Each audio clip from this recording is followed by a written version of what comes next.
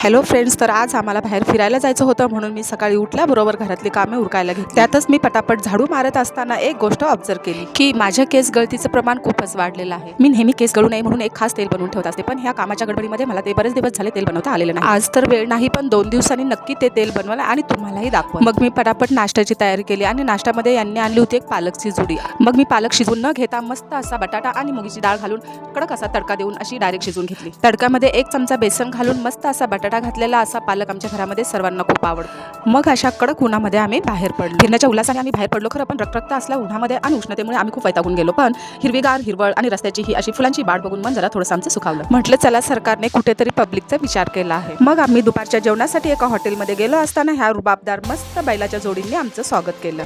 मग काय एकाच फांदीला इतक्या लटकणाऱ्या कैऱ्या बघून तर माझ्या तोंडाला पाणी सुटलं. तर आज आम्ही आलो होतो कासार डॅमला सनसेट पाहण्यासाठी. सनसेट व्हायला तर बराच वेळ बाकी होता, पण 4 आणि 5च्या दरम्यानचं हे उतरतं ऊन, हे निथळ पाणी, हा निसर्ग, हाही काही कमी बिऊ नव्हता. पाण्यामध्ये गेल्यावर इतकं छान मस्त वाटत होतं ना की बाहेरच येऊ वाटत नव्हतं. पण आमच्या ह्यांनी बोलले की आता बास्कर पाण्याला लाता मारायचा आणि निघ बाहेर. सनसेट होण्याच्या आधीची मस्त गुलाबी किरणे अशी सगळीकडे पसरली होती. मग मी बाहेर येऊन निवांत बसून अशी मस्त सनसेट पाहण्याच्या व्ह्यू मध्ये दंग झाले. खरंच मैत्रिणींनो, घर कामातून थोडासा वेळ काढून असा निवांतपणा कोणाकोणाला आवडतो हे मला कमेंटमध्ये नक्की सांगा.